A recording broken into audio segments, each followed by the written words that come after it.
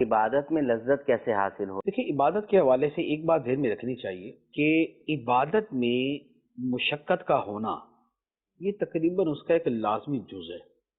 ٹھیک ہے.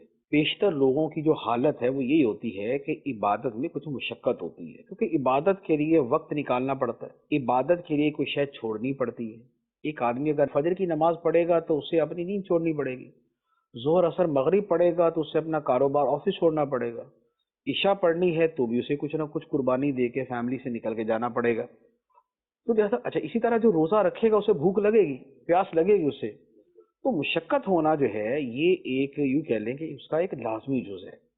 ہوتا یہ ہے کہ عبادت میں بنیادی طور پر تو لذت کی تلاش کرنی نہیں چاہیے، ورنہ اس تلاش کے چکر میں ہوگا یہ کہ وہ ملے گی نہیں اور آدمی کبھی بھی اپنی عبادت سے مطمئن نہیں ہو پائے گا. عبادت کا اصل مقصود ہے اللہ تعالیٰ کی بندگی کرنا، لہٰذا بندگی کرے اور اجر اور ثواب پہ نظر رکھے.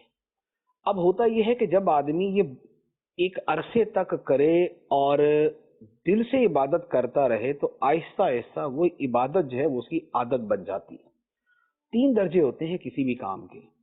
پہلے نمبر پہ کوئی کام مشقت سے کیا جاتا ہے، اس کے بعد وہ کام عادت بن جاتا ہے، تیسرے نمبر پہ پھر وہ کام شوق بن جاتا ہے. تو پہلے مشقت ہوتی ہے، پھر وہ عادت بنتی ہے، پھر وہ شوق بنتا ہے. جب بچے کو اسکول داخل کراتے ہیں نا، آج کل اسکولوں میں ماشاءاللہ ماحول ذرا زیادہ اچھا ہوتا ہے تو بچے بھاگم بھاگ جا رہے ہوتے ہیں، ورنہ اکثر لوگ جانتے ہوں گے کہ آج سے 20-25 سال پہلے جو حالت تھی نا وہ یہ ہوتا تھا کہ بچہ اسکول ایسے ہی جاتا تھا کہ جیسے بکرا وہاں سے جو نا وہ وہاں منڈی سے لایا جاتا ہے، وہ ادھر سے اڑا ہوتا ہے یا ادھر اڑا ہوتا تھا صبح کہ بھائی میں نہیں جاؤں گا اسکول. اس کو گھسیٹ گھسیٹ کے لے کے جا رہے، وہ جناب شور مچا رہا میں نہیں جاؤں گا، لیکن اس کو لے کے جاتے تھے. لیکن پھر کیا ہوتا تھا کہ پھر کچھ دنوں کے بعد جو ہے نا اس کو جانے کی عادت ہو جاتی تھی، پھر یہ اڑنا بند کر دیتا تھا، پھر آہستہ آہستہ آہستہ اس میں شوق پیدا ہو جاتا تھا، پھر وہ بڑے شوق سے پڑھتا تھا. پھر اس کو ترغیب دینے کی، اسے سمجھانے کی، اسے ڈانٹنے کی ضرورت نہیں ہوتی تھی. تو گھر پہ آئے گا، کتاب کھولے گا، پڑھے گا، کیوں اب اس کو پڑھنے کا شوق ہو گیا. تو بیسیوں کاموں کے اندر بلکہ ہزاروں کاموں کے اندر یہی ہوتا ہے، پہلے کام مشقت سے کیا جاتا ہے، پھر وہ عادت بنتا ہے، اس کے بعد وہ شوق بن جاتا ہے.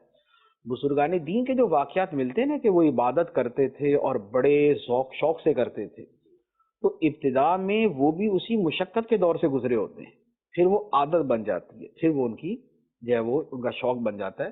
تو لذت حاصل کرنے کا طریقہ یہی ہے کہ بندہ وقتاً فوقتاً عبادت کے فضائل پڑھے، عابدین کے واقعات کا مطالعہ کرے، عبادت گزاروں کی صحبت اختیار کرے، اور اس کے ساتھ